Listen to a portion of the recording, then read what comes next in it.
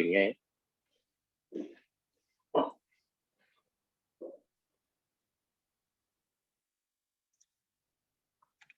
Oke,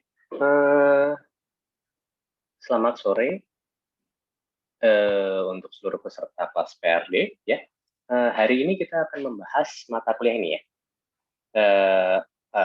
Topik perkuliahannya adalah tentang Key Elements of Engineering Analysis. Apa saja yang akan kita bahas di sana? Ini adalah hal-hal yang memperkuat definisi terkait engineering yang sebelumnya kita sudah pelajari sebelumnya. Apa saja yang ada keterkaitannya dengan engineering tersebut? Misalkan hak cipta seperti itu, kemudian paten seperti itu nanti akan saya jelaskan di sana. Selain itu juga ada hal-hal lainnya yang penting juga yang kalian perlu pahami untuk dasar engineering seperti itu.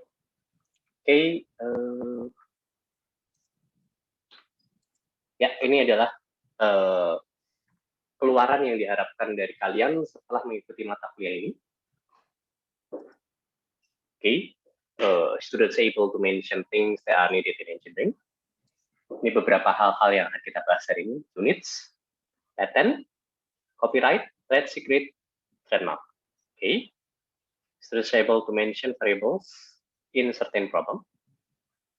Students able to convert units. Ya. Lalu students able to apply the concept of significant figures. Seperti itu.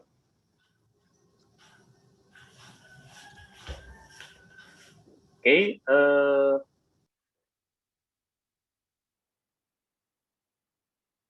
Saya lanjutkan. Nah, ini seperti biasa ya, kelas saya itu kelas yang saya harapkan itu mahasiswa aktif. Jadi saya akan sering-sering bertanya ke kalian dan saya mengharapkan kalian merespon. Oke, ini yang coba saya sedang tunjukkan sekarang ke kalian itu adalah Mazda CX-5.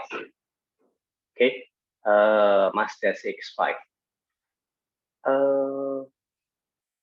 Ada yang tahu mobil ini tuh mobil jenis apa? SUV, Pak. SUV, oke. Monokok mungkin, Pak. Monokok? Saya nggak tahu pasti apakah dia monokok atau nggak. Kita harus cek spesifikasinya secara detail.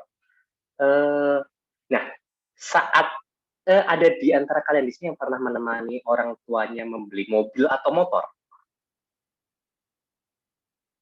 Atau malah pernah beli sendiri gitu ya? Cuman dikasih. Saya pernah, Pak. Oke. Yang pertama kali dilihat apa? Iya. Spesifikasinya, Pak. Spesifikasinya dapat dari mana ya? Sebelum beli itu bukan saya sih, orang tua saya itu ngelihat dulu spesifikasinya di internet gitu. Terus nanti baru waktu datang ke dealernya baru bertanya ke orang gitu. Sebenarnya di dealer itu kan selalu ada ini ya, namanya kayak booklet atau pamflet kecil itu yang isinya spesifikasi seperti itu yang sebenarnya kita juga cari di internet juga muncul gitu ya. Iya ya. Seperti itu maksudnya, Bang. Lihat dari situ dulu. Itu, Pak. Iya, Pak. Oke. Nah, ini contohnya ya.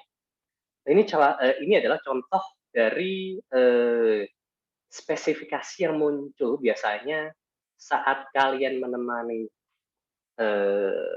orang tua atau coba beli sendiri motor atau mobil. Ini spesifikasi yang muncul biasanya di sana.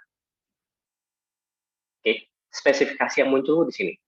Seperti ini biasanya. Oke, ada beberapa informasi di sana. Itu misalkan engine-nya seperti apa, maximum output-nya, maximum power-nya berapa, maximum torsinya berapa, oke, kapasitas tangkinya berapa, jenis sasisnya seperti apa, itu ada informasi jelas di situ. Kemudian dimensinya seperti apa. Ya. Nah, terkait dengan hal ini, saat membaca spesifikasi ini, ya, kalian harus tahu, kalian harus tahu yang namanya angka penting di sana. Saya yakin kalian pernah belajar terkait dengan angka penting ini saat kalian ada di, saya nggak tahu tuh, di fisika dasar tingkat 1 semester yang lalu itu apakah diajarkan terkait dengan angka penting atau tidak, atau paling tidak di SMA seharusnya diajarkan, betul tidak? Betul Pak, di SMA Betul Pak. ya, SMA diajarkan, betul.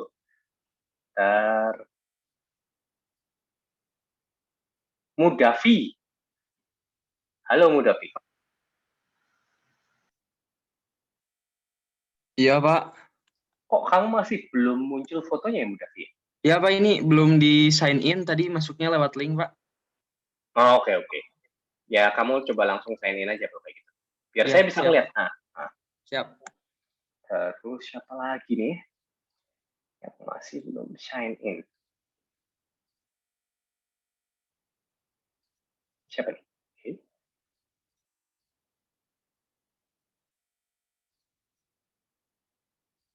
Saya lihat selain Mudafi ada lagi tidak?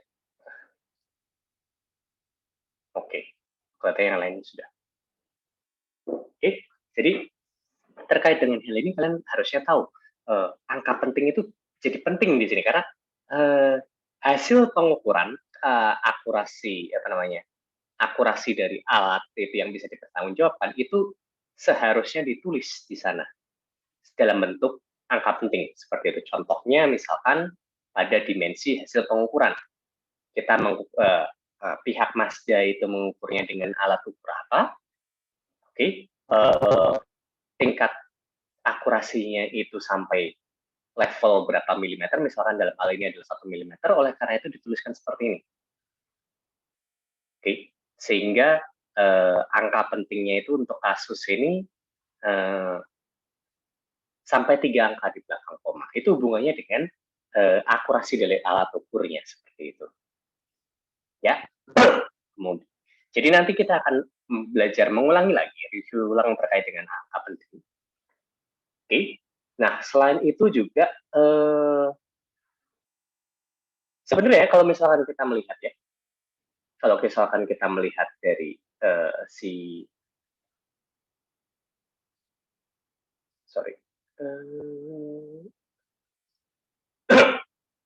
kalau misalkan kita melihat dari si Mazda CX-5 ini, oke, saat memulai mendesain, oke, itu biasanya akan ada seperti yang saya bilang sebelumnya, namanya engineering itu cenderungnya adalah multidisiplin. Itu akan ada kombinasi antara bagian dari engineering-nya yang benar-benar engineering dengan bagian dari desain produknya. Nah, hasil dari tim desain produknya itu biasanya seperti itu. Konsep awalnya, gambar awalnya, perkiraan awalnya mereka inginnya seperti itu. Baru kemudian oleh tim engineering itu nanti ditranslate ke dalam bentuk produk. Oke, mengalami beberapa iterasi sampailah ke hasil akhir desainnya seperti itu. Seperti itu yang biasanya terjadi di lini produksi, dari proses desain sampai proses produksi pada suatu perusahaan seperti itu. Oke, nah terkait dengan hal ini, saat kita mendesain, saat kita membuat suatu produk, jadi awalnya dari proses desain, kemudian perhitungan macam-macamnya sampai kita punya desain akhir yang kemudian nanti akan kita proses menjadi suatu produk, ya. Engineering itu, dalam engineering ya, proses tersebut harus mengikuti yang namanya standar. Standarnya bisa macam-macam, ISO, ASME, ASTM, IEEE, JIS, SNI. Nah, pertanyaan saya sebelum kita detail ke sana ya, sebelum kita detail ke standar terlebih dahulu, sebelum kita membahas detail terkait dengan standar itu apa, saya ingin tanya dulu ke kalian, apakah kalian tahu kenapa saat kita melakukan proses desain. Saat kita membuat suatu produk, itu harus mengikuti standar. Silahkan, apakah ada yang bisa menjawab? Kenapa kita harus mengikuti yang namanya standar? Agar barangnya layak pakai, Pak. Agar barangnya layak pakai, itu yang pertama. Oke, bolehlah. Sip. Ada lagi yang bisa memberikan ide lainnya. Karena ini ada beberapa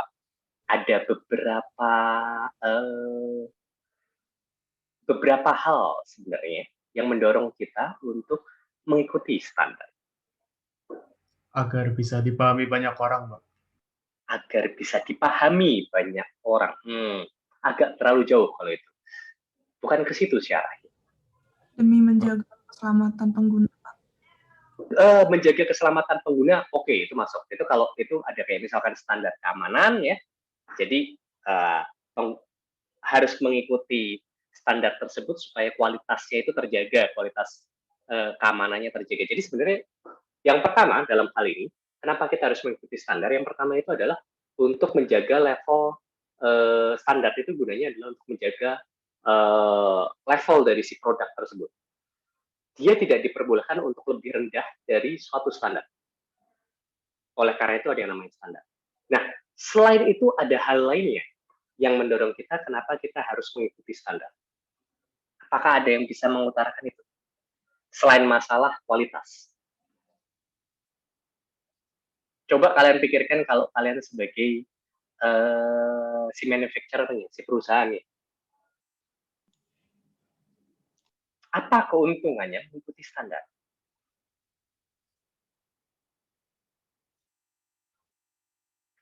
Namanya menarik ini, Hotashi. Produk bisa diproduksi secara massal, Pak. Hotashi, kamu tuh anak kelas internasional atau kelas reguler? Ya, Pak. Kelas internasional atau kelas reguler? Oh, saya kelas reguler, Pak. Oh, oke. Jumlahnya lumayan banyak. Oh, tadi berarti yang barusan ngomong itu bukan Hotashi ya? Siapa tadi yang barusan ngomong? Yang sebelumnya ngomong produk bisa diproduksi secara massal. Siapa itu? Saya tuh langsung kasih tahu nama. Dava. Produksi massal. Alasannya kenapa Dava? Kenapa kok dengan mengikuti standar kita bisa memproduksinya secara massal? Karena izin dari produksi itu dari pemerintah sendiri, Pak, yang membuat standar itu. Mungkin. Ya, itu lebih ke arah kontrol kualitas sebenarnya, Dava. Ini maksud saya ini selain si kontrol kualitas itu ada alasan lain kenapa kita harus mengikuti standar, dan itu jadinya itu lebih menguntungkan ke pihak manufacturer-nya sebenarnya. Yang alasan kedua ini lebih menguntungkan ke pihak manufacturer-nya. Ya. Hotashi, kamu bisa punya ide nggak Hotashi? Apa itu? Mungkin ini Pak, standar itu biar melindungi tenaga kerja gitu Pak, mungkin waktu. Enggak sih. Kalau yang ini standar untuk produk ya, bukan standar untuk ini yang saya lihat sekarang kita agar tidak terlalu melebar pembahasannya. Ini standar untuk produknya itu sendiri, bukan standar kualitas manajemen, bukan standar kualitas keamanan di dalam perusahaannya terhadap karyawan. Itu ada sendiri memang. Cuman yang ini kita coba lihat di sini adalah dalam pembuatan suatu produk, misalkan mobil ini. Kita batasi saja untuk pembuatan mobil ini. Yang kita lihat produknya. Ya, kita lihat itu produknya. Jadi produk dan proses pembuatan produk, tapi kita tidak melihat keamanan macam-macam dari sisi pegawainya macam-macam seperti itu. Jangan terlalu melebar. Jadi selain satu itu agar mengontrol kualitas dari si produk tersebut, ada satu hal lainnya yang menyebabkan kita harus mengikuti standar. Perusahaan itu cenderungnya akan mengikuti standar. Supaya bisa digunakan secara universal ya Pak. Itu betul sekali. Coba ya dipikirkan ya, kalian semua coba pikirkan. Misalkan baut untuk baut yang digunakan pada mobil ini dengan baut yang digunakan pada mobil-mobil lainnya, apakah sama atau berbeda? Jawabannya sih bisa jadi sama, bisa jadi berbeda. Tetapi baut itu sendiri, itu ada standarnya. Oke, baut itu sendiri itu ada standarnya. Ukurannya itu harus mengikuti standar si baut itu. Oke, baut itu ukurannya mengikuti standar. Diameternya itu tertentu. Pitch-nya itu tertentu. Pitch itu adalah jarak di antara notch di baut lah ya, bahasa kasarnya itu seperti itu. Itu tertentu. Kenapa kok dibuat seperti itu? Itu kan itu suatu hal yang pasti akan digunakan di kendaraan. Kenapa kok dibuat bautnya itu standar? Karena kalau tidak, ya, kalau tidak itu nanti akan ada kebingungan di mana-mana. Jadi saat perusahaan baut itu membuat suatu jenis baut tidak mengikuti standar, bisa jadi karena dia tidak mengikuti standar, bisa jadi saat manufacturer mobil ini membuat, ya, apa namanya, lubang bautnya itu sudah dibuat, semacamnya itu tidak akan bisa masuk seperti itu. Jadi untuk mengurangi kebingungan dalam hal itu, semua hal itu distandarkan. Seperti baut itu distandarkan, kemudian ukuran dari roda itu distandarkan. Kenapa ukuran roda itu distandarkan? Karena cenderungnya yang membuat roda, yang membuat ban itu bukan si perusahaan mobilnya, tetapi ada perusahaan lainnya yang membuat ban. Nah, terus ada perusahaan lainnya yang khusus membuat velg. Ya. Nah, agar semuanya itu match, itu ada standarnya. Kalau tidak distandarkan, velg dan juga si ban itu kan tidak akan bisa masuk kan, seperti itu. Ini banyak hal yang distandarkan di dalam sini. Misalkan juga komponen lampu itu ada standarnya. Kalau tidak ada standarnya, kualitasnya tidak terjaga. Oke, kalau tidak ada standarnya, nanti ada masalah di kelistrikan. Oh, voltage-nya terlalu besar. Bisa kebakaran. Ini untuk menjaga kualitas juga, tetapi juga untuk memudahkan pihak manufacturer sebenarnya. Oleh karena itu, standar itu jadi sangat-sangat penting. Jadi, tidak bisa nanti suatu saat kalian membuat suatu produk dan kalian tidak mengikuti standar. Kalau misalkan produk itu memang produk yang sudah ada, suka tidak suka kalian harus mengikuti standar. Misalkan kalian membuat suatu produk yang belum ada di pasaran pun, tetapi suka tidak suka kalian harus mengikuti standar untuk parts-parts pendukungnya. Seperti itu. Nah, standar itu bisa apa saja? Bisa macam-macam. ISO bisa, ASME bisa, ASTM bisa, IEEE bisa, JIS bisa, SNI bisa, atau standar-standar lain. Banyak sekali standar yang ada di dunia ini. Dan masing-masing standar itu biasanya punya spesialisasinya. Oke, sampai di sini terkait dengan standar. Apakah ada yang mau ditanyakan? Silakan. Pentingnya standar itu gimana? Ya, silakan. Siapa ini? Nathan, Pak. Nathan oke, Pratama. Ya, itu mau tanya, Pak. Kalau misalnya standarnya ada banyak, berarti ukuran bautnya juga ada banyak dong, Pak?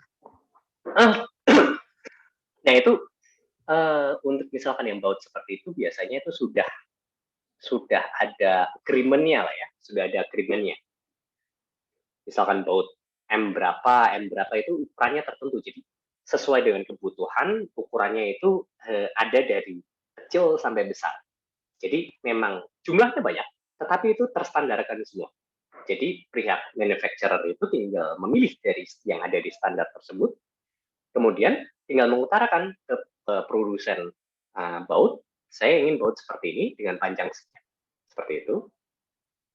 Detailnya sudah dapat, mereka akan mendapatkan produk yang nantinya akan sesuai, tinggal digunakan. Seperti itu, Nathan. Kebayang nggak? Jadi ini belum tentu semua standar di sini mengatur produk yang sama ya. Bisa jadi misalkan baut itu hanya diatur di standar tertentu saja seperti itu. Gitu. Oke, ada lagi yang ingin bertanya? Silakan. Pak, izin bertanya, Pak. Siapa ini? Alex, Pak, Alex. Alex. Oke, silakan. Misalkan apa keuntungannya kita menggunakan standar ISO, Pak? Apakah dengan kita menggunakan standar ISO, produk kita itu bisa digunakan di seluruh dunia? Apakah kalau kita menggunakan SNI doang, cuman bisa digunakan di Indonesia doang? Tidak juga sih sebenarnya, karena gini, SNI itu standar nasional Indonesia itu SNI itu cenderungnya mengadopsi dari standar luar. Jadi sebenarnya saat membuat SNI sendiri itu sengaja dibuat sedemikian rupa supaya produk yang ada di Indonesia yang mengikuti SNI itu untuk proses manufacturing-nya itu bisa dibuat semudah mungkin karena juga mengikuti standar-standar global yang ada juga seperti itu. Jadi kayak satu standar dengan standar lainnya itu ada keterkaitannya biasanya. Tidak yang benar-benar murni, tidak ada kaitannya sama sekali seperti itu. Oke, tetapi ya otomatis misalkan ya, paling gampang ini, standar helm, ini kan sebagian besar dari kalian punya motor pasti. Standar helm itu standarnya macam-macam. Ada SNI, lalu ada DOT, lalu ada standar-standar lainnya, dan satu standar dengan standar lainnya itu memang kriterianya agak sedikit berbeda satu sama lain. Nah, agar suatu produk bisa digunakan di satu negara, otomatis dia harus lolos uji sesuai dengan standar yang diakui di negara tersebut, sesuai dengan peraturan negara tersebut. Jadi misalkan kalau di Indonesia, saya tidak tahu ya hitam putihnya, yang diakui itu hanya SNI saja atau DOT juga diakui. Kalau misalkan yang diakui itu ada beberapa, asalkan salah satu di antaranya itu terpenuhi, dia oke, ya sesuai dengan peraturan itu saja hitam putih. Seperti itu. Nah, cuman belum tentu produk nasional di Indonesia yang mengikuti SNI ini, kalau dia memang ingin menyasar misalkan market di Malaysia atau market di Singapura seperti itu, bisa jadi suka tidak suka dia harus harus lolos uji sesuai dengan dan mendapatkan sertifikasi sesuai dengan standar untuk helm yang ada di Malaysia atau di Singapura seperti itu. Jadi ini masalah standar ini juga ada keterkaitannya dengan masalah apakah produk tersebut bisa dijual di satu negara atau tidak. Seperti itu. Ini apakah dipahami? Jadi ini memang agak sedikit kompleks, oleh karena itu memang engineering itu seperti itu. Gitu ya. Cukup paham kan? Sandrina, apakah kamu cukup paham, Sandrina? Paham, Pak. Sip. Oke. Biar kita selesainya tidak terlalu sore, saya coba lanjutkan nih. Nah, ini ada beberapa hal lain yang kalian harus pahami selain standar, itu yang berhubungan dengan intellectual property rights. Oke, yang hubungannya dengan ini hubungannya dengan perlindungan terhadap hasil karya atau hasil pemikiran seseorang. Ini ada macam-macam. Seseorang atau perusahaan. Trademark. Oke. Trademark itu contohnya Skyactiv. Ini ada di Mazda ya, yang tadi seperti mobil CX-5 yang tadi kita bicarakan ya. Itu dia punya satu feature yang namanya Skyactiv. Lalu kemudian Apple, iPod, iPad. Itu trademarknya milik Apple ini. Seperti itu. Kemudian Galaxy, itu trademark milik Galaxy S misalkan ya. Itu atau Galaxy A gitu ya. Itu trademark milik Samsung. Seperti itu. Cenderungnya saat sebelum menjual suatu produk, itu suatu perusahaan akan mengajukan trademark untuk nama produksinya seperti itu. ThinkPad juga itu punyanya Lenovo sekarang seperti itu. Kemudian yang lainnya itu adalah paten. Oke, ada yang tahu ini paten itu apa ya?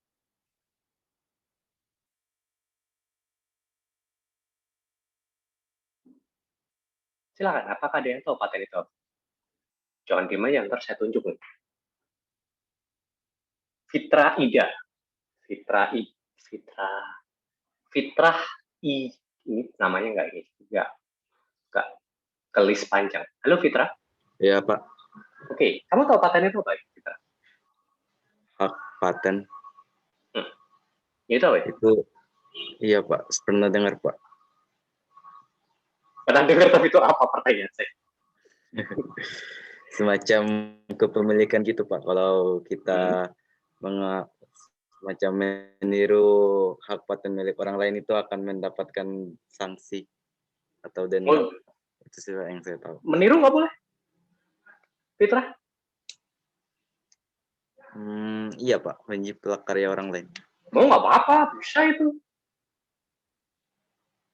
Nah, tapi dengan tanda kutip ya, harus membayar royalti. Itu diperbolehkan. Asalkan ada perjanjian hitam putih. Jadi misalkan ya, Samsung itu punya paten A. Nah, kalau Apple misalkan pengen pakai paten tersebut, mereka harus bayar royalti. Tetapi biasanya perusahaan satu dengan perusahaan lainnya itu, kenapa biasanya sering terjadi perang paten, itu mereka cenderungnya ogah membayar royalti itu karena memang bisa mahal. Nilainya bisa sangat-sangat mahal, seperti itu. Oleh karena itu, cenderungnya akan ada perang paten itu, perang paten yang terjadi, apa kalian tahu itu ada pernah dengar nggak itu ada perang paten antara Samsung dan juga Apple? Ada yang pernah tahu? Prosesornya atau apa gitu. Ya, itu bukan cuma prosesor, interface-nya macam-macam itu ada terjadi perang itu antara Apple dan Samsung. Dan itu cukup panjang, berlarut-larut si perangnya. Kenapa bisa terjadi seperti itu? Biasanya itu namanya paten itu ada gray area-nya. Jadi Samsung mengajukan paten A, Apple mengajukan paten B, sama-sama mengajukan paten dan dua-duanya disetujui. Tetapi ada irisan di antara keduanya. Nah, Apple mengklaim bahwa ada satu bagian produk ini yang harusnya masuk ke paten ini. Patennya si Apple ini. Si Samsungnya mengklaim, enggak kok, kalau dia sebenarnya masuk ke paten kita yang di sini. Seperti itu. Nah, oleh karena itu masuk ke jalur hukum lah, seperti itu. Siapa yang menang, siapa yang kalah, itu yang menentukan adalah hakim. Itu seperti itu. Jadi memang agak pelik sih masalah paten ini. Di sini ada yang sudah punya paten. Just in case kalian itu inventor yang dari SMA suka membuat sesuatu gitu ya.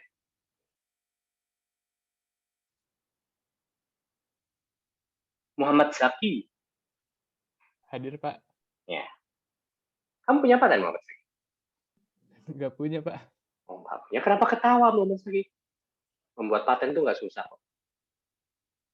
Paten itu gini ya, kenapa kok membuat paten itu tidak susah? Karena paten itu bermacam-macam. Ada paten yang memang digunakan banyak orang yang memang nilai keterjual beliannya itu apa namanya? Nilai patennya itu besar sekali. Ada juga paten yang tanda kutip hampir tidak berharga. Karena memang produknya itu sangat-sangat terbatas. Seperti itu. Jadi belum tentu orang punya paten itu hajir gitu ya, belum tentu. Ya. Seperti itu. Oke. Ini contohnya. Sky Active Technology. Ini adalah teknologi yang digunakan oleh Mazda CX-5 ya. Nah, di dalam teknologi Sky Active itu ada 150 paten yang mendukung teknologi tersebut. Kalian bayangkan, saat produk itu semakin kompleks, paten yang ada di sana untuk mendukung produk tersebut akan semakin banyak. Karena satu paten itu cenderungnya detail ke satu bagian. Seperti itu. Makanya kalau misalkan suatu perusahaan bangkrut gitu ya, itu misalkan beberapa tahun yang lalu itu Kodak bangkrut, tetapi mereka masih punya suatu nilai. Akhirnya dibelilah semua hak patennya oleh perusahaan yang lain. Ya, karena memang paten-paten mereka bernilai untuk mensupport portofolio dari perusahaan yang membeli tersebut. Seperti itu, ya. Jadi ini saya coba membuka wawasan kalian terkait dengan paten ini. Oke, lalu ada yang namanya copyright. Ini urusannya dengan musik, dengan buku dan seterusnya. Jadi kalau misalkan kalian film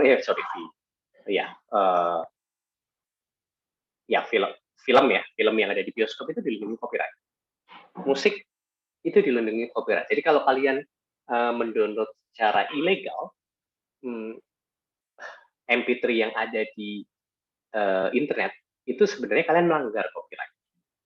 Misalkan kalian mengcopy buku secara ilegal, kalian ke fotokopian, tempat fotokopian original kalian fotokopi semua gitu ya, itu kalian melanggar yang namanya copyright. Seperti itu. Karena untuk bisa melakukan itu, kalian harus mendapatkan izin dari publisher. Ya. Lalu kemudian ada macam-macam lainnya. Industrial design right, trade dress, trade secret. Seperti itu. Tapi ya, intinya seperti itu. Jadi ini sangat-sangat menarik, karena ini adalah bagian yang harus kalian ketahui, karena ini mensupport, ini sebenarnya adalah mensupport terkait dengan engineering-nya kalian harus ketahui. Oke, sampai di sini ada yang mau ditanyakan? Izin bertanya, Pak. Ya, silakan Nabil. Kalau misalnya ada suatu produk yang dihasilkan oleh dua produsen yang berbeda, tapi bentuknya sama, Pak. Jadi patennya kayak gimana? Misalnya contoh mobil yang dikeluarin sama Daihatsu sama dari Toyota.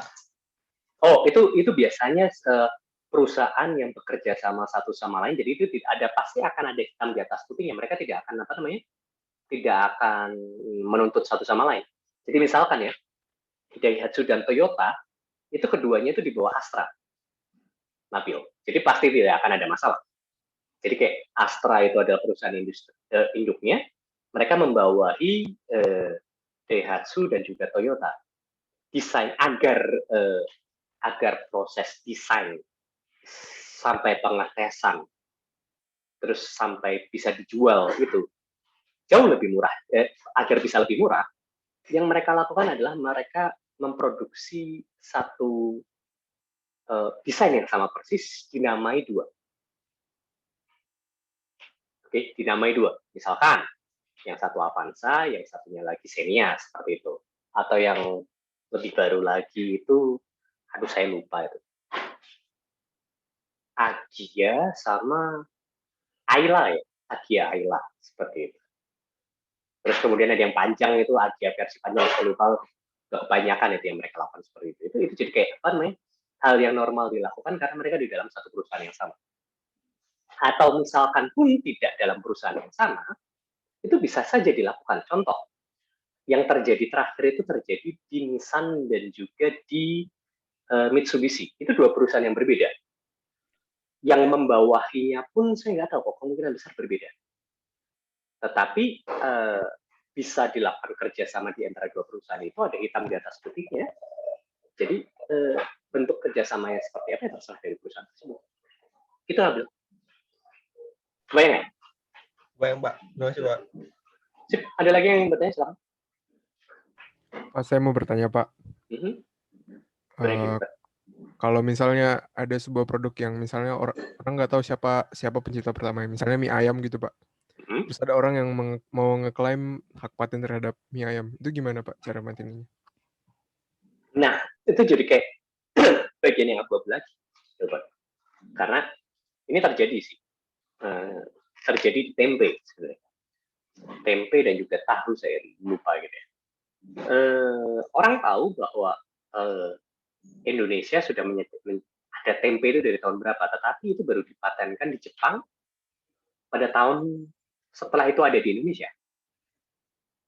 Oke, nah itu tergantung dari badan pemeriksa patennya di sana. Cuman bukan berarti orang Indonesia tidak boleh menjual tempe dan tahu itu secara bebas. Karena itu sudah produk yang dikenal bebas, dikenal luas di Indonesia. Saat ada perusahaan dari luar negeri atau orang personal dari luar negeri, orang perorangan dari luar negeri ingin mengajukan patennya di Indonesia terkait dengan tempe itu bisa ditolak. Karena gini, untuk mengajukan suatu paten itu ada persyaratan nih. Persyaratannya apa? Produk terkait itu tidak boleh dipublikasikan sebelumnya. Kalau produk terkait itu sudah pernah dipublikasikan sebelumnya, udah banyak orang yang tahu terkait produk itu patennya bisa diterima. Seperti itu. Jadi sebelum mengajukan paten, kita harus menjaga kerahasiaan dari produk tersebut. Gitu, Gilbert. Ya. Halo? Ya, Pak.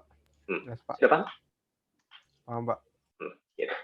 Ya, Pak, berarti itu mirip-mirip apa kasusnya kalau misalkan yang ciptakan lagu NN itu seperti itu, Pak? Apa? NN? No name gitu loh. Jadi emang mungkin udah lagu folk atau tradisional gitu yang turun-menurun sehingga penciptanya tidak tahu gitu. Oh ya, kalau tapi itu bukan bagian paten ya, itu masuknya ke copyright. Jadi kayak apa namanya? Ya, orang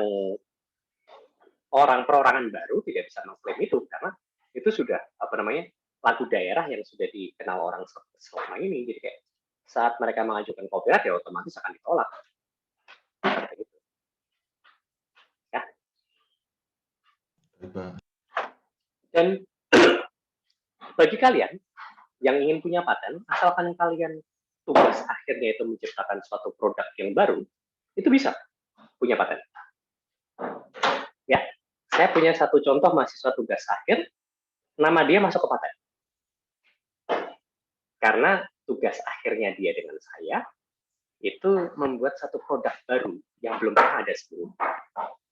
Dan karena memang hasil akhirnya itu oke, perjanjian dari awal saya dengan dia itu adalah nama dia akan masuk ke paten, ya nama dia masuk ke paten. Seperti itu. Alat pengukuran gaya gigit, alat pengukuran gaya gigit manusia. Jadi dokter gigi itu perlu alat bantu untuk mengukur gaya gigit manusia. Nah, itu ada satu mahasiswa yang membantu saya dari proses desain awal sampai sekarang. Nah, namanya masuk ke situ. Lalu ada satu lagi kelihatannya.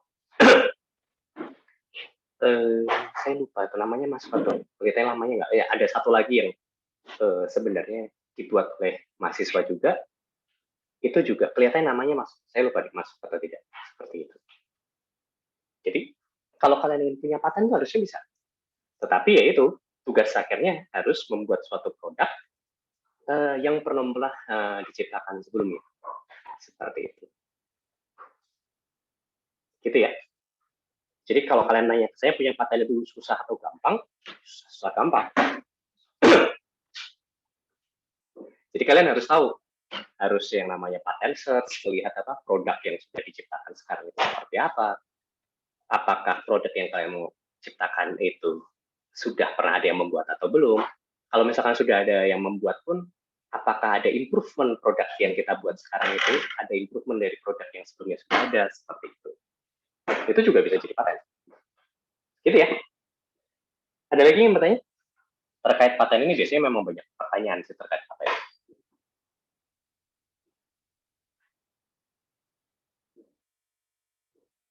Tidak ada? Aman ya? Oke, saya lanjutkan kalau kayak gitu. Oke, nah ini bagi yang tertarik, misalkan kalian punya produk yang menurut kalian itu bisa dituliskan dalam bentuk paten, itu kalian bisa ini, pengajuan patennya itu bagaimana? Itu ke Dirjen Haki di sini. Seperti itu. Oke. Nasya. Ya, Pak. Tertarik kamu bikin paten? Tarik sih, Pak. Siapa yang nggak mau punya paten? Kayak keren gitu. Aku mau buat sesuatu. Soalnya itu bukan buat keren-kerenan ya, itu Nasya. Itu bukan apalagi kalau keren-kerenan. bermanfaat kan, Pak. Apalagi kalau bermanfaat untuk orang banyak. Kalau misalkan, nah yang bagus itu adalah paten yang bermanfaat. Jangan cuma menulis paten tetapi tidak ada manfaatnya sama sekali. Gitu. Bagus lagi adalah kalau misalkan kalian bisa menciptakan suatu paten yang bisa menyelesaikan suatu permasalahan yang cukup besar.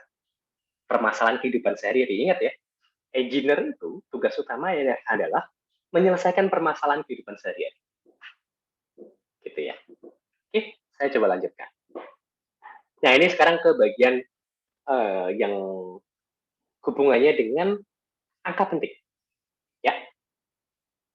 Karena ini masuk ke bagian key element in engineering analysis. Selain tadi bagian pendukung dari si engineering itu tadi ya, dalam bentuk standar, paten, dan sebagainya, itu ada, kalian juga harus paham terkait dengan ini.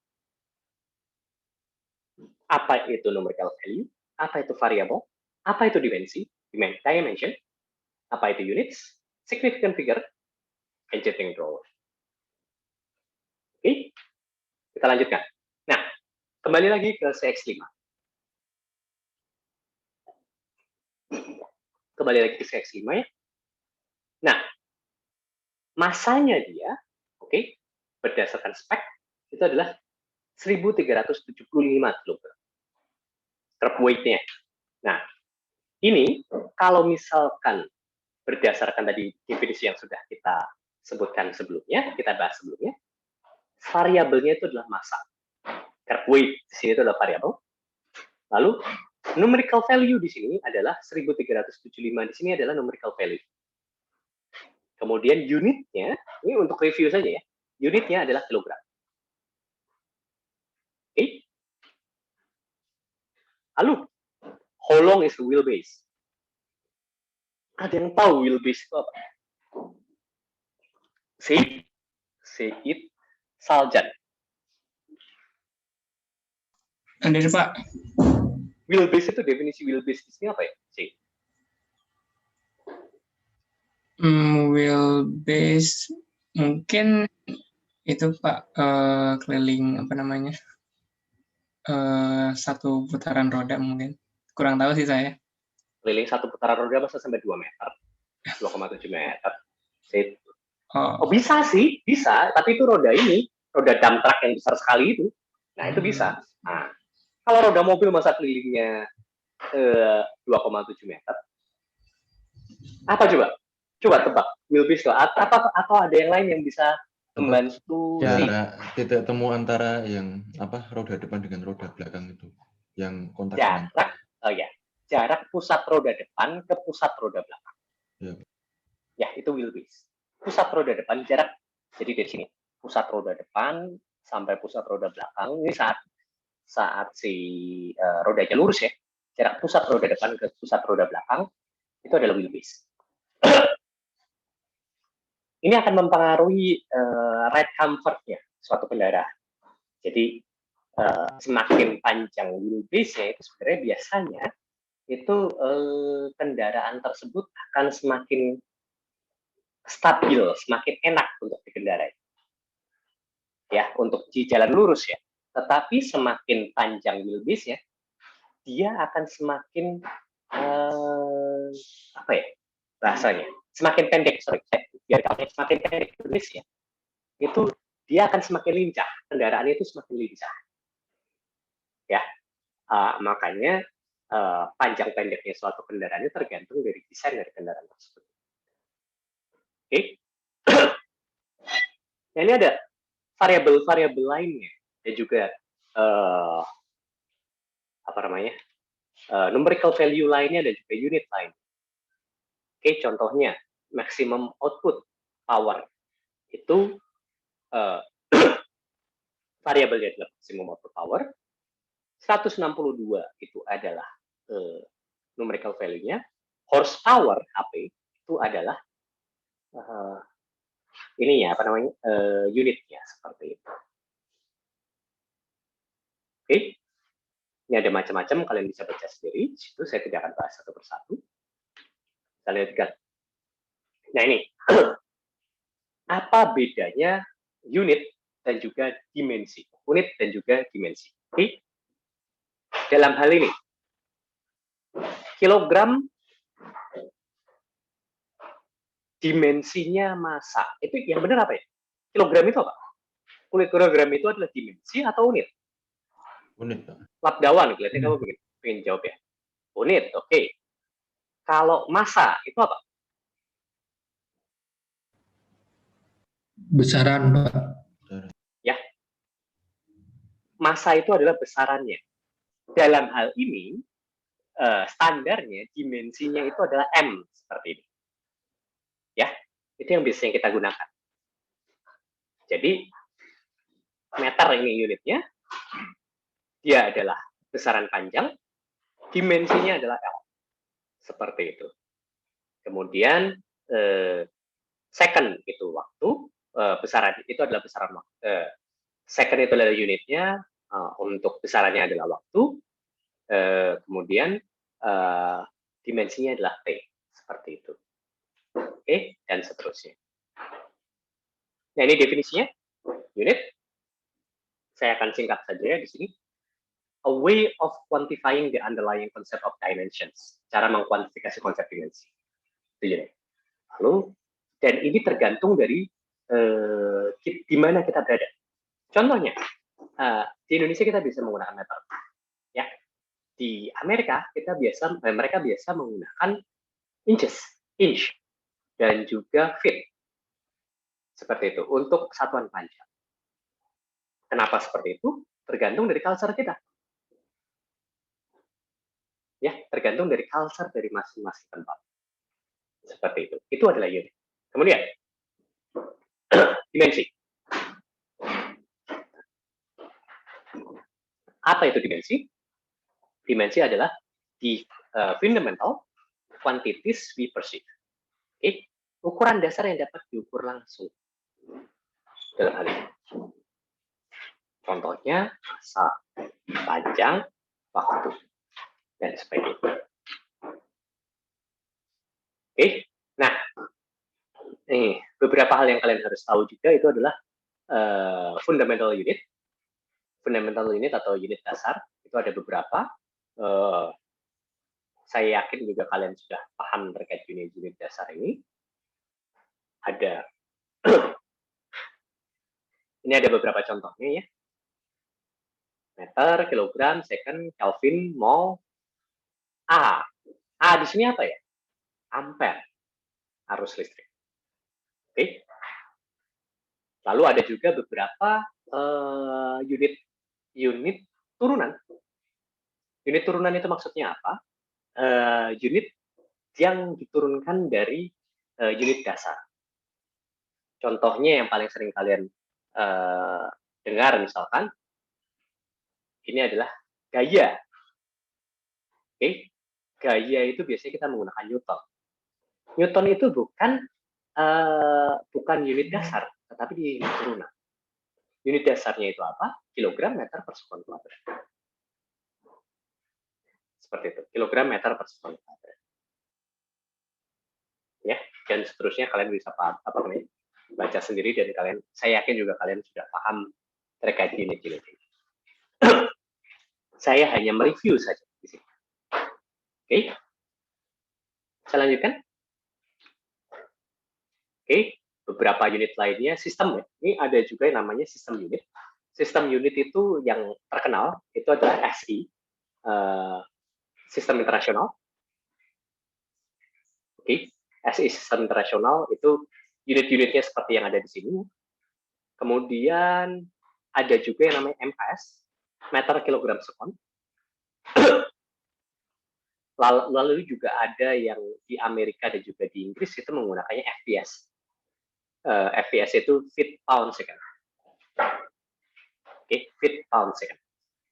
Nah itu ada konversinya dari SI maupun dari SI ke FPS, dari SI ke MKS, dari MKS ke FPS, dari MKS ke SI, dari FPS ke SI.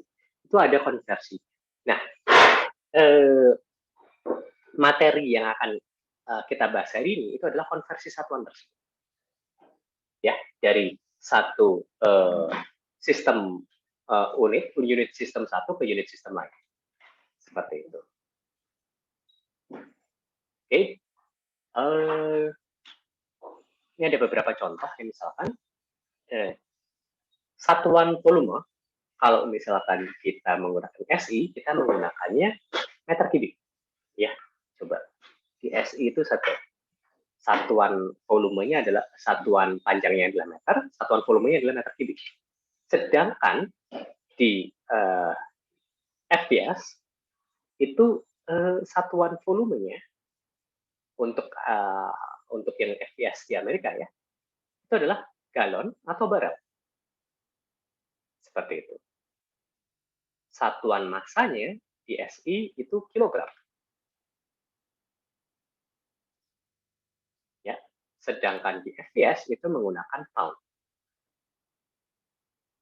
Satuan gayanya di SI itu menggunakan Newton. Mana tadi Newton? Ya, Newton.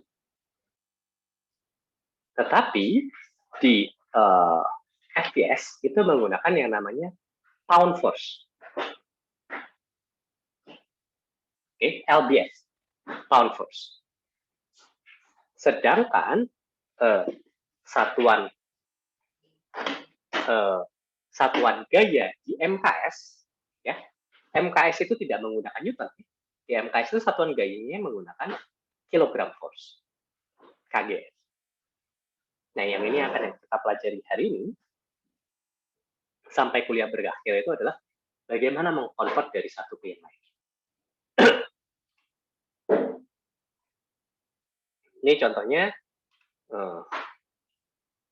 gaya ya, tadi seperti yang saya sudah bilang, gaya itu Newton, PSI, F sama dengan M kali A. Untuk MKS British dan US ya, itu F sama dengan M dikalikan A dibagi GC. Oke. Baik itu MKS, British maupun US, itu menggunakan rumusan ini. Sama dengan M dikali A dibagi GC. GC-nya bagaimana? Tergantung. Kita pakai MKS atau pakai FPS. FPS yang digunakan di British dan juga US. Ini untuk MKS seperti ini. GC-nya. Kenapa menggunakan GC? Karena di MKS itu satuan gayanya itu bukan lagi Newton, tetapi kita menggunakan kilogram force. Ya. Lalu untuk FPS, GC-nya seperti ini. Oke. Nilai G-nya pun juga berbeda. Sebenarnya perbedaannya muncul dari mana? Karena perbedaannya muncul dari satuan. Oke. Seperti itu. Untuk MKS nilai G-nya adalah 9,81. Untuk FPS nilai G-nya adalah 32,174. Oke, tolong ini dihafalkan ya. Jangan lupa ini dihafalkan pada saat ujian. Bisa jadi nilai angka ini tidak diberikan. Oke, saat ujian nilai angka ini bisa jadi tidak diberikan karena ini standar ya. Oke. Kalau yang ini saya yakin kalian hafal, yang ini yang kalian tidak hafal kemungkinan besar. Oke. Dan rumusan ini pun kalian harus paham. Kenapa kok seperti itu? Sebenarnya tujuan akhirnya kenapa seperti itu? Tujuan akhirnya itu adalah rumusan F sama dengan M kali A per GC untuk MKS, itu tujuan akhirnya itu adalah mengubah dari massa kilogram menjadi gaya kilogram force untuk percepatan tertentu. Sedangkan untuk FPS, ya, untuk FPS itu mengubah dari pound mass LBM dengan percepatan tertentu menjadi gaya dalam bentuk LBF, pound force, dari pound mass ke pound force, seperti itu. Sampai di sini dulu, ada yang mau ditanya? Silahkan. Nanti kita akan ada contoh soal.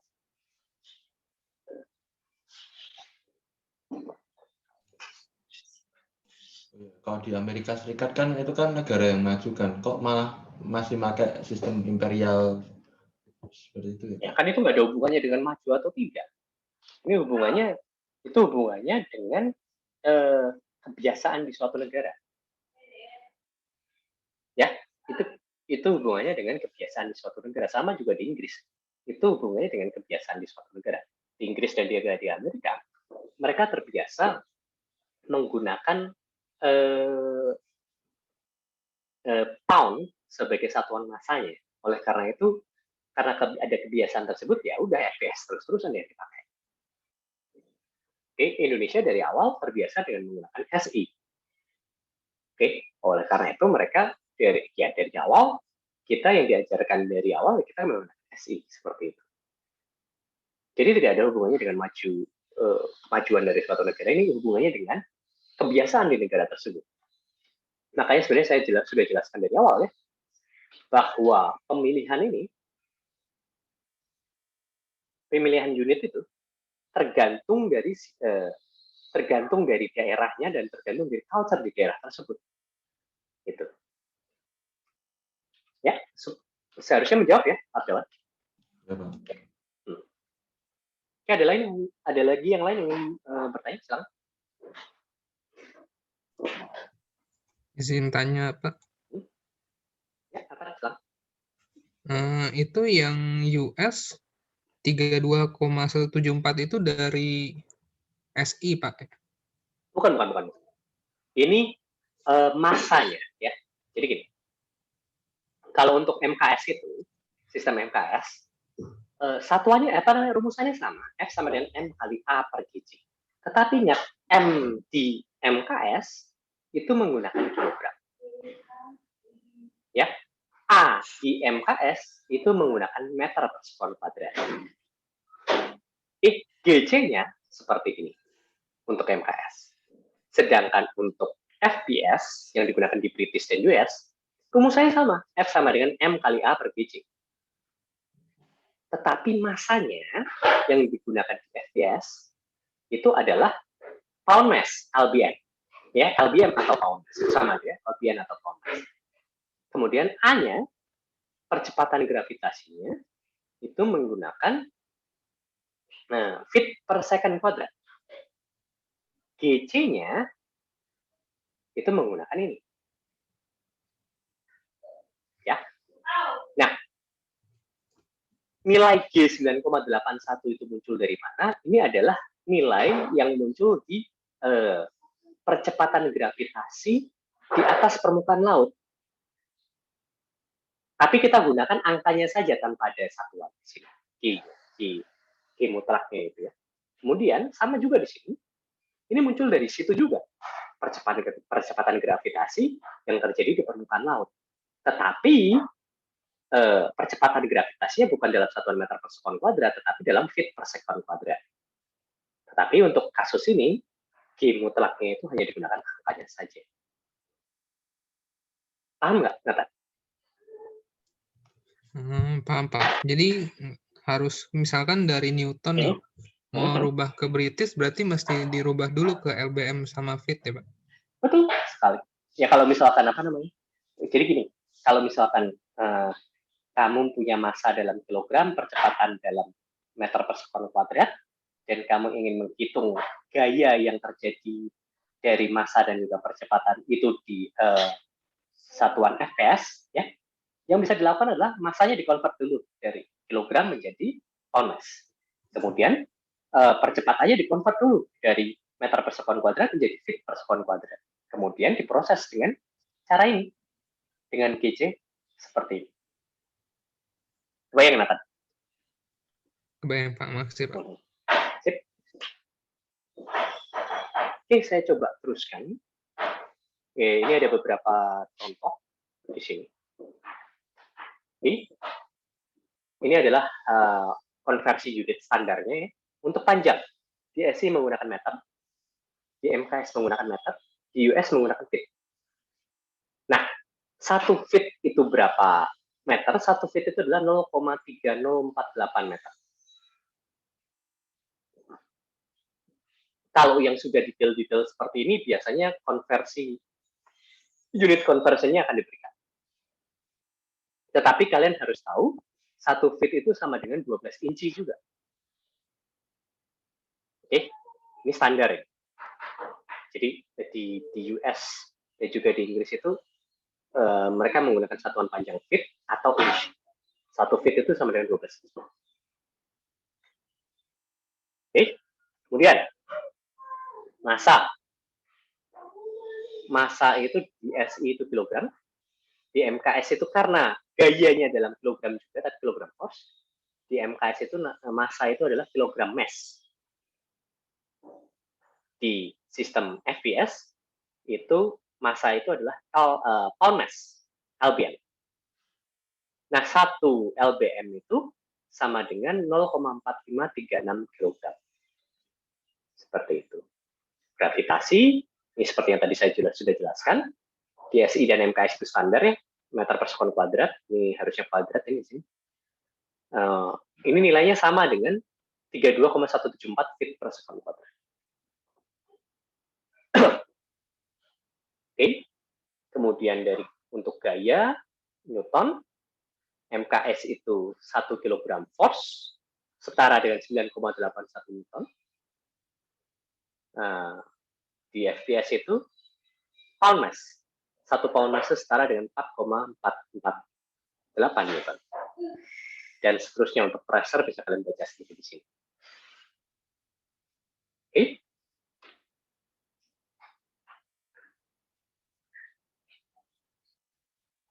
Nah, ini kalian coba pelajari. Karena ini termasuk hal yang penting dan akan digunakan terus-menerus ke depannya terkait dengan satuan ini. Gitu ya.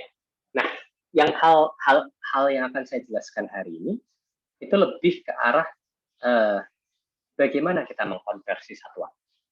Oke, dari satu satuan ke satuan lain. Oke. Contohnya ini ya. Datasheet yang kita dapatkan di sini adalah mile per gallon.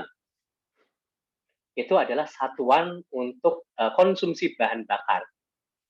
Konsumsi bahan bakar dari kendaraan Mazda CX-5 ini. Nah, mile per gallon itu kalau buat kita kan agak membingungkan kan nih. Biasanya kalau untuk kita yang biasanya kita gunakan itu adalah kilometer per liter. Berapa kilometer yang bisa ditempuh oleh suatu kendaraan untuk 1 liter bahan bakar, untuk 1 liter bensin misalkan. Seperti itu. Nah, oleh karena itu, kita harus coba mengkonversikan kalau kita ingin memahami dalam satuan kita, misalnya, kita harus bisa mengkonversikan dari 26 mile per gallon, 29 mile per gallon, 32 mile per gallon ini menjadi liter, menjadi kilometer per liter. Seperti itu. Oke. Nah, yang diketahui adalah 1 mile itu sama dengan 1,60934. Ini jangan dikurangi ya, karena ini angka penting ini di sini.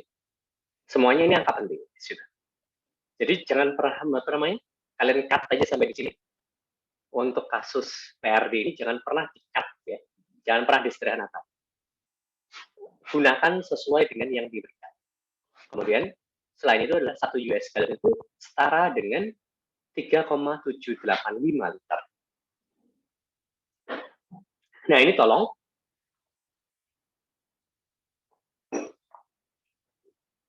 kalian coba kalkulasi sekarang, satu aja ya. Untuk versi yang otomatis, kendaraan otomatis ini menggunakan regular gasoline. Oke, kendaraan otomatis two-wheel drive, regular gasoline, untuk penggunaan dalam kota 26 mile per gallon. 26 mile per gallon ini setara dengan berapa kilometer per liter? Silahkan. 11 ya, Pak. Perhitungannya gimana kalau bisa langsung 11? Jangan langsung 11. Kalkulasinya gimana tuh bisa 11? Ini siapa yang ngomong tadi? Aku, Pak. Arkan. Akan ya, bener ya? Arkan, oke. Arkan. Coba kalkulasinya gimana, Arkan? Kamu bisa annotate nggak di sini? Coba aja di-annotate di bawah sini. Kalkulasinya gimana? Gimana caranya, Pak? Ini apa namanya di kanan. Kalau misalnya pakai laptop berarti di daerah atas itu ada annotate. Bentar, saya coba izinkan dulu ya.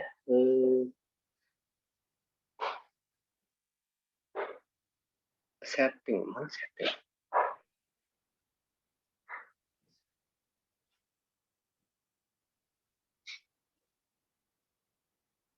Muncul, Pak. Nah, itu bisa tuh. 26 mile per galon ya dari situ. Terus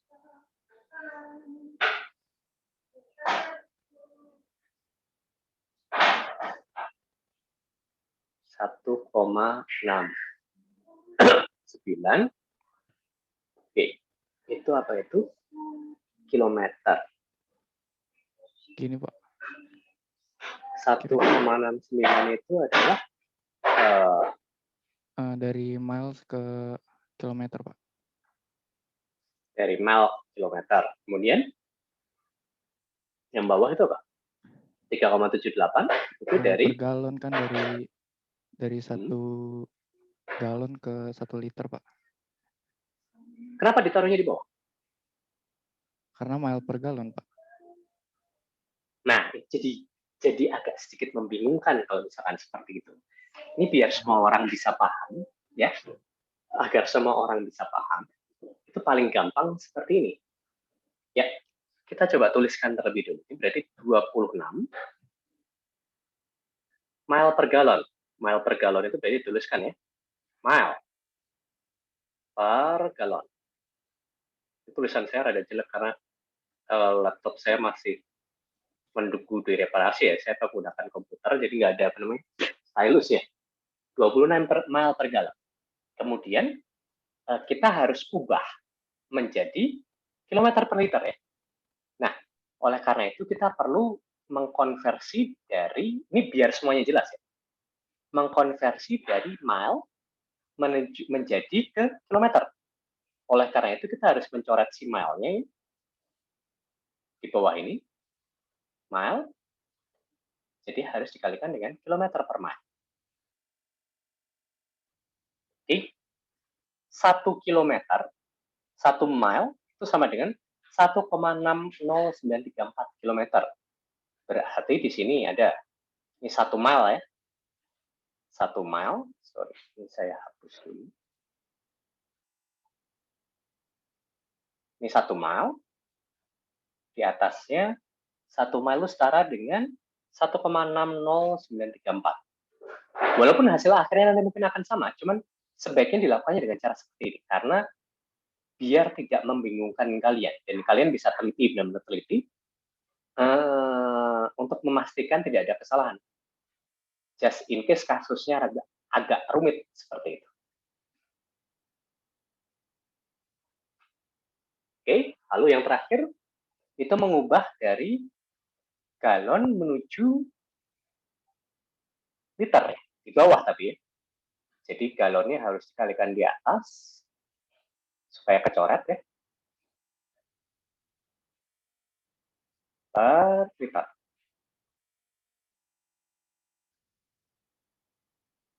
Oke. Nah, tadi informasinya adalah 1 US galon itu setara dengan 3,785 liter ya. 3,785. Nah, dari sini kita akan bisa mendapatkan hasilnya. Cuman, walaupun ini perhitungan sama persis dengan yang tadi sudah Arkam ya, tetapi dengan cara seperti ini, saat kalkulasinya rumit, itu kalian bisa memastikan bahwa semuanya tercoret. Maksud saya tercoret itu bagaimana? Ini saling mencoret ini. Mile ke mile ini kan kecoret. Kemudian galon dengan galon itu kan juga kecoret. Aduh, kenapa saya nyoretnya di sini? Ini. Kecoret. Jadi nanti akhirnya kan kita tahu bahwa satuan akhirnya adalah kilometer per liter. Hasil kalkulasinya saya tidak ada kalkulator, ada yang bisa bantu. Nilainya berapa itu? 11,05491. Berapa? 11,05491. 491. 5, 4, 9, 1. Satuannya apa tadi? Kilometer per liter.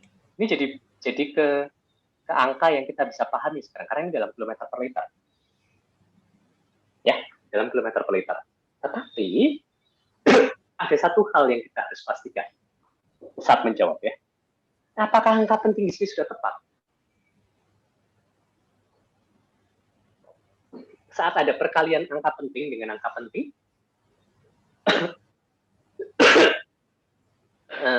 peraturannya seperti apa? Saat ada konversi satuan, angka konversi satuan seperti ini, jumlah angka pentingnya itu masing-masing berapa? Seperti itu. Itu bagian penting kan ini jadi.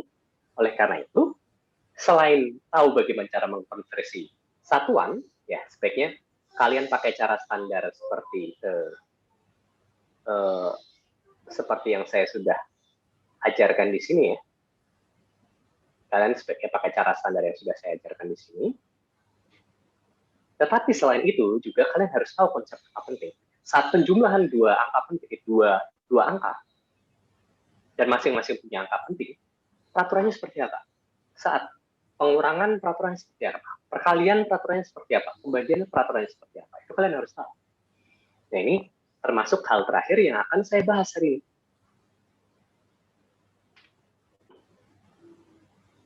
Oke. Ya, annotate-nya clear all drawings. Oke. Nah ini tolong kalian coba print screen masing-masing ya. Ini coba kalian latihan pribadi sendiri. Sebentar.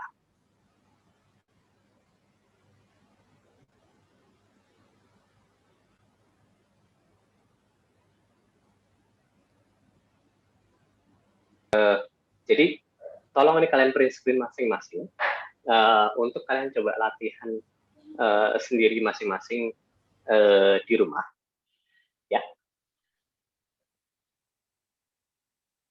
Mungkin besok lah ya. Besok saya akan coba di awal kelas saya akan mungkin ini tidak masuk ke PR, tetapi saya akan cek kalian apakah kalian sudah mengerjakan atau belum. Yang intinya adalah sifatnya sunnah, tetapi baiknya kalian kerjakan karena ini untuk latihan kalian pribadi masing-masing. Ya, nanti besok di awal kelas kita akan bahas bersama apakah hasilnya sudah sesuai atau belum. Seperti itu. Oke. Nah, harusnya ini bukan sesuatu hal yang susah karena ya tinggal seperti yang tadi saya sudah utarakan seperti itu. Ya. Karena ini hanya konversi saja. Oke. Saya lanjutkan. Nah, sekarang yang ingin saya utarakan itu adalah masalah angka penting. Nah, nanti pada saat mengkalkulasi ini, tolong perhatikan angka pentingnya. Jawabannya harus sesuai dengan angka pentingnya itu. Nah, ini adalah hal yang ingin saya highlight sebelum kita menyelesaikan kuliah hari ini. Misalkan kita punya ini vehicle ya, besarnya segini, 4.541,237 mm. Oke, angka pentingnya berapa? Sama juga dengan volume. Ini angka pentingnya berapa? Jumlah angka pentingnya berapa? Berapa digit yang ada di sana yang benar-benar penting? Oke, berapa digit yang ada di sana yang benar-benar penting? Oke, sebenarnya ada standarnya. Jadi kita itu memiliki standar jika memang munculnya cuma angka seperti ini tidak ada garis di bawahnya, itu sudah ada standar. Jumlah angka pentingnya itu sampai jumlah angka pentingnya berapa itu ada standar. Tetapi kalau ada garisnya itu ya sama juga dengan kita memberikan batasan akhir angka pentingnya itu sampai di mana, seperti itu. semuanya ini hubungannya dengan pengukuran yang dilakukan di sana. Jadi kalau misalkan kita mengukur panjangnya itu dengan alat ukur yang bisa ketelitiannya itu sampai 0,01 mm, kita memberikan nilai seperti ini, semuanya angka penting. Seperti itu. Ya. Saya lanjutkan. Nah, ini coba kita latihan singkat sebentar. 254,2. Itu berapa angka penting ya di sana?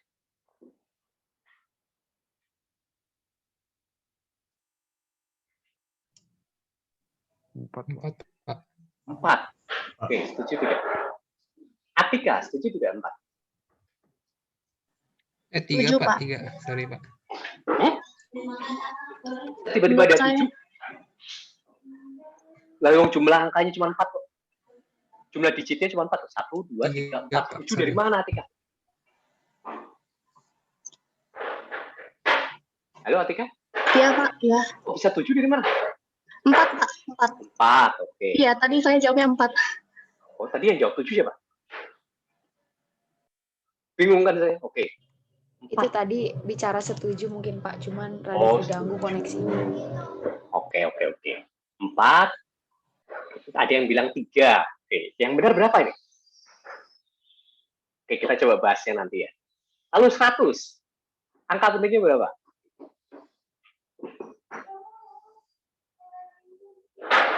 Pusing kalau yang udah agak susah kayak gini langsung diam nih. 1, Pak. 1. Ada yang mau bilang 3 nggak? 3. Oke, ya kan bingung kan? Kita coba bahas lagi. Nah, 254,2 ditambah 100. Hasilnya berapa? Tapi angka pentingnya harus benar. Pusing kan? Nah. 100 dibagi 254,2. Hasilnya berapa? Tapi angka pentingnya harus benar.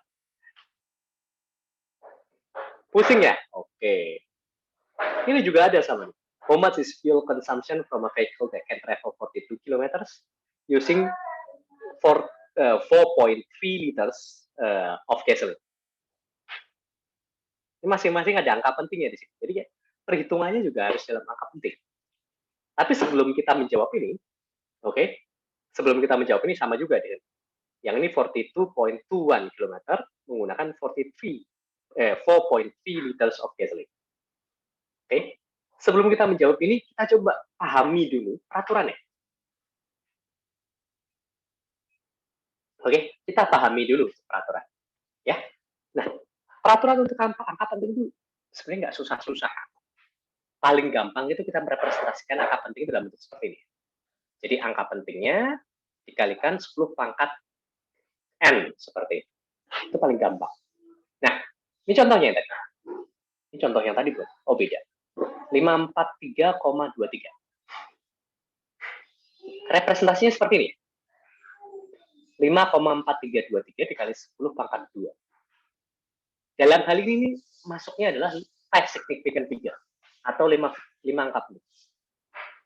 Oke. Kemudian 120 itu 1,2 kali 10 pangkat 2. Oke, 2 significant figures. Tetapi pada saat merepresentasikan, kalau saat merepresentasikannya itu adalah 1,20 kali 10 pangkat 2, artinya di sini itu adalah 3 significant figures. 3 angka penting. Ini standarnya seperti itu. Tetapi kalau menuliskannya hanya 120 saja tanpa memberikan garis bawah di nolnya, tanpa memberikan garis bawah di nol, artinya dia hanya 2 angka penting. Jadi mengikuti yang ini. Ini biasanya standar yang digunakan seperti itu. Oke. Tetapi kalau menuliskannya adalah 120 di garis bawah di nolnya, artinya dia 3 angka penting. Penulisannya harusnya seperti ini. Penulisannya untuk merepresentasikan jumlah angka pentingnya seharusnya seperti itu. 0,00221. Di depan angka tidak nol, itu semuanya adalah angka tidak penting. Jadi di sini angka pentingnya hanya 3. 2,21 kali 10 pangkat minus 3. Seperti itu ya, 3 angka penting. Nah, untuk perkalian dan juga penjumlahan, untuk perkalian dan juga penjumlahan, itu kita bisa menggunakan peraturan seperti ini. Ini ya, penjumlahan dan juga pengurangan. The result follows the smallest decimal place. Okay, the result follows the smallest decimal place. Jadi untuk kasus ini angkanya harus seperti apa? Hasilnya harus seperti apa? Okay, the result follows the smallest decimal place.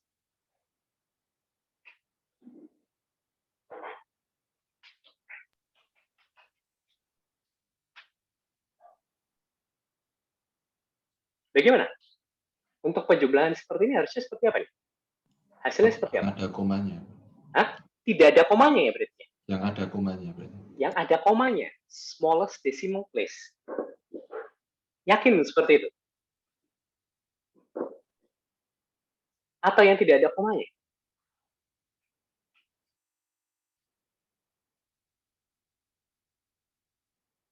Gimana itu? Yang tidak ada mungkin, Pak. Tidak ada, atau yang ada? Ini kan jadi ada perdebatan ya. Oke. Gimana itu? Coba kalian cari. Besok pagi kita diskusikan bersama-sama. Ini saya ingin mencoba memastikan bahwa kalian itu paham bahwa informasi itu gampang didapatkan di mana. Oke. Informasi itu gampang didapatkan di mana terkait dengan angka penting. Ya. Kemudian pembagian. Kalau pembagian mengikuti ini. The result follows the least number of significant figures. Gampang kalau ini ya. The result follows the least number of significant figures. Jadi kalau pembagian ini dengan ini, 100 dengan 254,2, 100 di sini, significant figure-nya adalah hanya satu saja ya. Karena 00 di sini hanya diakui significant figure-nya apabila ada garis di bawahnya. Oke. Ini satu angka penting. Di sini 4 angka penting. Jadi mengikuti yang berapa angka penting harusnya? 1, Pak. 1 angka penting. 1, Pak. Jadi kalian hitung, lalu dibulatkan menjadi 1 angka penting. Seperti itu caranya. Oke. How much is the fuel consumption in kilometer per liter from a vehicle that can travel 42 km using 4.3 liter of gasoline? Ini adalah pembagian juga ya. 42 km dibagi 4,2 liter. Karena pembagian, kita harus mengikuti peraturan pembagian tadi, pembagian dan perkalian. Peraturan untuk pembagian dan perkalian seperti apa tadi? Mengikuti smallest number of significant figure ya. Nah, dalam hal ini, smallest number of significant figure-nya berapa?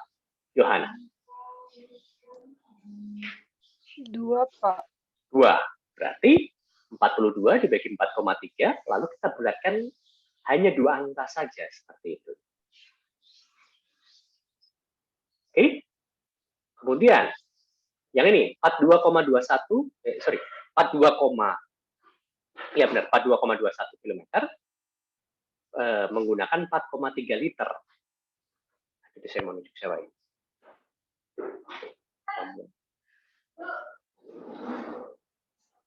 Ini siapa ini? Kevin. 4,21 km itu berapa angka penting, Kevin?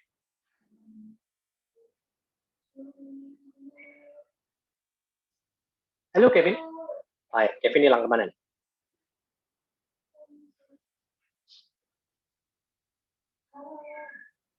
Tiga, Pak.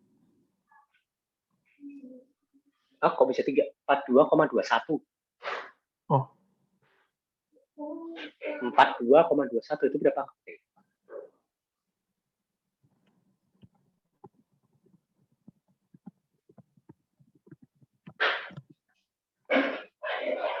Berapa angka penting? 4, Pak. 4 angka penting. Sedangkan 4,3 liter tadi berapa angka penting? 2. 2. Nah, lalu kalau pembagian kita mengikuti apa? Hasil akhirnya harus berapa angka penting?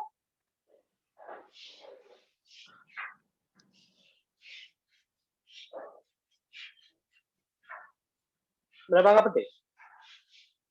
2, Pak. Jadi 2 angka penting. Jadi 42,21 dibagi 4,3 hasilnya berapa? Kevin? Ya. Ya, hasilnya berapa?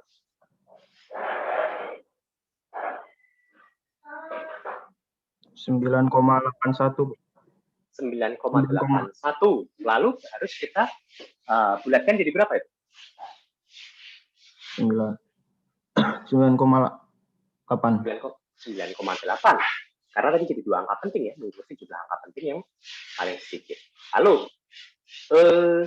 peraturan untuk rounding up sama rounding down itu jika desimal terakhir tempat pembulatannya itu sama dengan 5 atau lebih besar dari 5, itu kita bulatkan ke atas. Tetapi kalau lebih kecil daripada 5 dalam hal ini 4, 3, 2, 1 atau 0, ya kita bulatkan ke bawah. Seperti itu. Oke. Sampai di sini apakah dipahami? Pak, saya izin tanya, Pak. Silakan. Kalau misalkan 2 dikali 12, itu kan 24, Pak. Tapi kan 2 itu satu angka penting, 12 itu 2 angka penting. Masa hasilnya cuma satu angka penting gitu, Pak? Ya, itu kita mengikuti peraturan itu. Emang satu angka penting. Mau gimana gitu, Pak?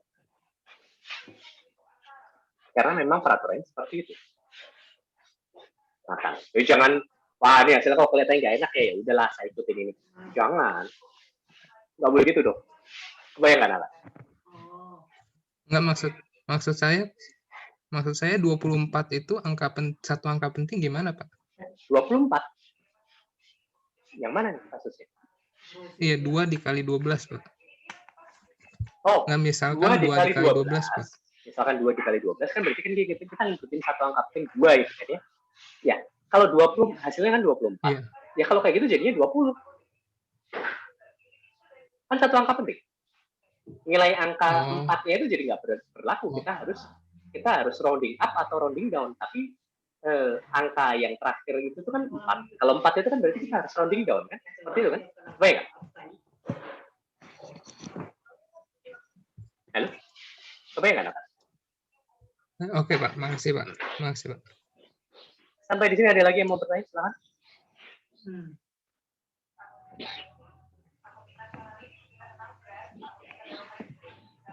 Silakan.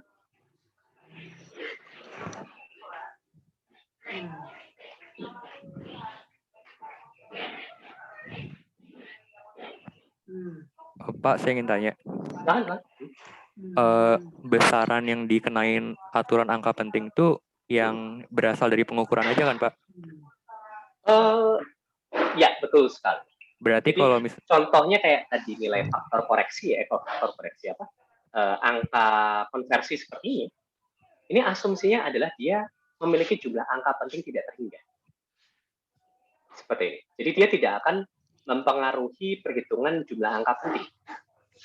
Apa namanya? Conversion ini apa namanya? Nilai konversi ini ya.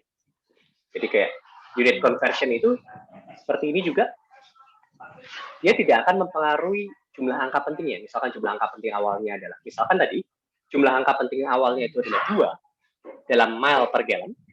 Tadi setelah kita hitung itu kan 11, sekian gitu kan. 11,0 sekian.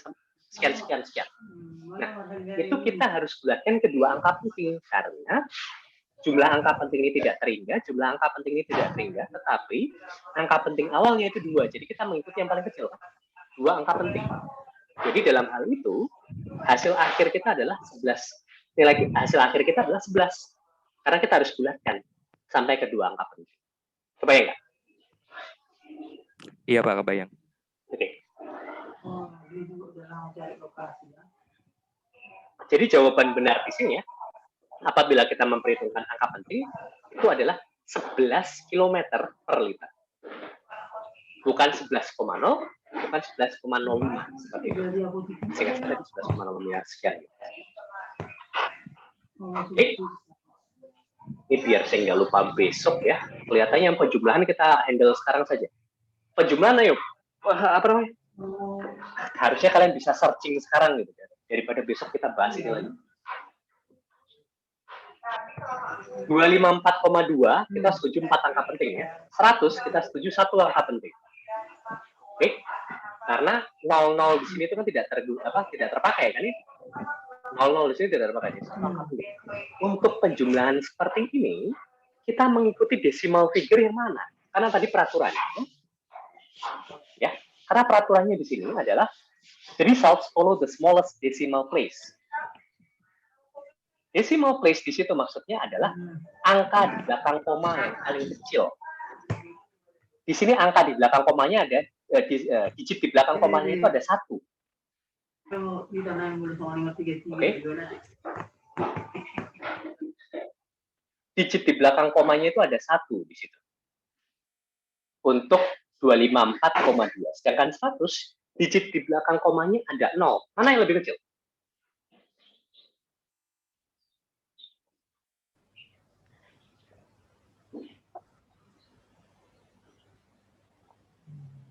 Nol lebih kecil, Pak. Oh, lebih kecil. Jadi, penjumlahannya jadi berapa nih?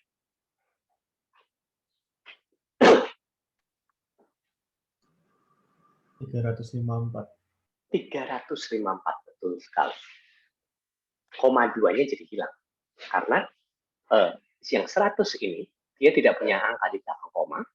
Sedangkan digit di belakang komanya dia tidak ada, 0. Sedangkan 254,2 itu ada 1 digit di belakang koma. Ya, 1 digit di belakang koma. Jadi, kita mengikuti yang 100. Jadi, ini hasilnya adalah 354. Seperti itu. Ya, siapa nih? Arkan, Pak. Ya, gimana, Arkan? Kalau ditulisnya 100,0 gitu, Pak, misalnya? Kalau ditulisnya 100,0, nah ini berbeda. Kalau ditulisnya 100,0, angka pentingnya jadi berapa, Arkan? Jumlah angka pentingnya berapa? Tetap 1 ya, Pak? Oh, salah. Jadi Gini, karena 4, Pak. gini, jadi 4. Karena kalau misalkan kita menuliskan 100,0, koma itu di depan digit terakhir ini, di depan itu tidak ada yang penting. Ya, di depan ini tidak ada yang penting. Tetapi di belakang saat dia dituliskan itu penting. Jadi misalkan tadi dituliskan bahwa di belakang terutama kalau di ini ya, di belakang terutama kalau di belakang koma ya, itu penting. Sedangkan kalau misalkan 120 seperti ini, dituliskan hanya 120 tanpa ada di garis bawah di 0, itu 0 di sini jadi tidak penting. Karena dia di depan koma. 1000 misalkan, itu cuma 1 angka penting. Karena dia di depan koma. Nah, tetapi kalau di belakang koma, saat dituliskan di belakang koma, dia menjadi angka penting. Jadi misalkan, tadi pertanyaan kamu itu adalah 100,0. Itu berarti 0 di belakang koma jadi angka penting, otomatis 0 di sini jadi angka penting, 0 di sini jadi angka penting. Jadi ada total ada 4 angka penting. Seperti itu. Untuk kasus itu kalau 100,0 dijumlahkan dengan 254,2, ya hasilnya adalah 354,2. Itu tidak ada hubungannya dengan jumlah angka pentingnya, lebih ke arah decimal place terakhir dari si angka pentingnya. Mana yang lebih kecil? Gitu. Kebayang nggak? Oke, Pak. Sip. Gitu ya. Harusnya cukup menjelaskan. Nah ini, ada beberapa nih ya. Exact numbers that infinite number of significant figures. Contohnya satu lusin gitu ya. 3 orang seperti itu. Selain itu, conversion unit conversion itu juga memiliki jumlah angka penting yang tidak terhingga. Ya, itu tolong dipahami baik-baik. Karena itu akan masuk pasti di mana-mana. Nah, ini ada PR untuk kalian. Walaupun besok ya, minta tolong besok pagi-pagi tolong ingatkan saya untuk membahas ini. Hasilnya berapa? Ya, pagi-pagi saya ingin kita coba membahas singkat ini hasilnya berapa. Tolong kalian coba sendiri masing-masing. Nah, PR kita itu seperti apa, deadline-nya dulu. Deadline-nya adalah Senin minggu depan sebelum kelas, ya. Deadline-nya Senin minggu depan sebelum kelas. Oke, kalau sampai hari Kamis atau Jumat itu saya belum ada link submission-nya, tolong diingatkan di MS Team ya. Tolong diingatkan di MS Team. Ini soal nomor satunya. Tolong kalian print screen masing-masing. Walaupun nanti juga akan ada di video YouTube, tetapi video YouTube itu saya biasanya baru posting semua di akhir minggu, biasanya di hari Jumat biasanya. Oke. Ini soal nomor satu, tolong kalian print screen. Oke. Lalu ini soal nomor 2. Kenapa ini diberikan sekarang? Ini topik yang akan saya jelaskan di kelas besok. Tetapi sekalian deadline-nya sama untuk minggu depan, hari Senin. Oke. Ini tolong kalian print screen juga ya. Seperti itu. Nah, terkait dengan ini apakah ada pertanyaan?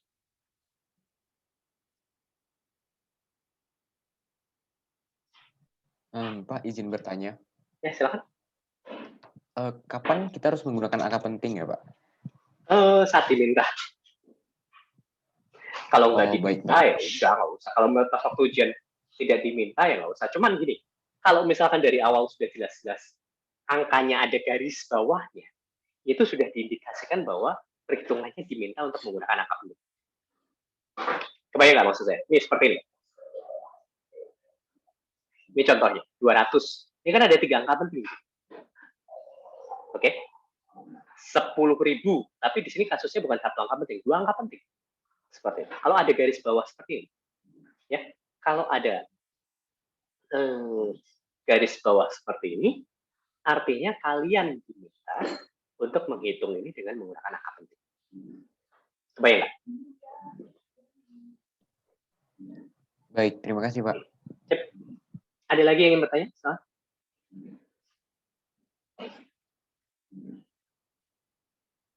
Terkait perkuliahan hari ini. Mungkin pertanyaan terakhir. Boleh, silakan. Pak, saya mau nanya, Pak. Ya, kalau yang nomor 1A itu berarti yang kan itu kan nomor, di angka terakhirnya itu ada garis bawah ya, Pak, di 200-nya. Berarti itu 3 angka penting ya, Pak? Betul sekali, itu 3 angka penting. 3 angka penting. Gitu. Makasih, Pak. Kalau tidak ada garis bawah, artinya berapa angka? 1, Pak. 1 angka. Seperti itu. Betul. Ini semua yang ada di sini, jumlah angka pentingnya tidak terhingga, ingat ya. Karena ini adalah unit conversion.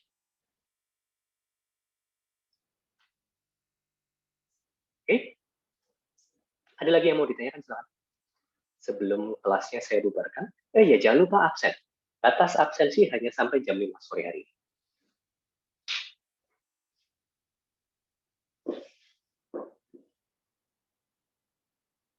Ada lagi yang bertanya?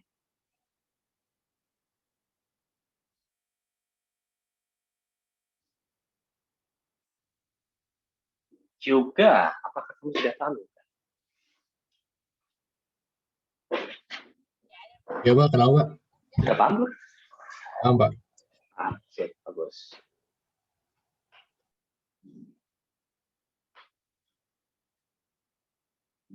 Halifa, apakah kamu sudah paham, Halifa? Sudah, Pak. Semuanya sudah paham kan nih? Harusnya. Jadi nanti pada saat UTS itu ini termasuk bagian yang akan diujikan. Sebagai informasi, harusnya kemarin pada saat kuliah pertama Pak Pulung sudah menginfokan, kita hanya akan ada 1 ujian. Ujiannya itu hanya di UTS saja, 1 ujian. Sedangkan UAS kita tidak ada, tetapi akan ada beberapa proyek di paruh kedua. Itu penilaian UAS-nya akan muncul dari situ. Gitu ya.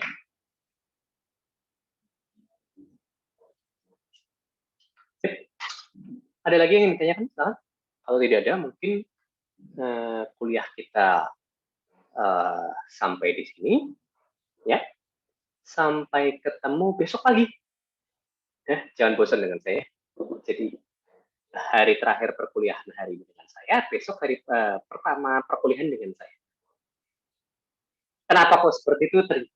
Itu pertanyaannya adalah ada di jadwal, jawabannya adalah di jadwal TPB. Memang jadwal TPB agak susah untuk mengubah-ubahnya. Oke, sampai ketemu besok pagi ya.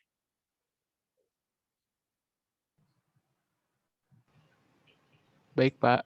Yuk, Terima kasih, mari, Pak. mari. Terima kasih, Pak. Terima kasih, Pak. Terima kasih, Pak.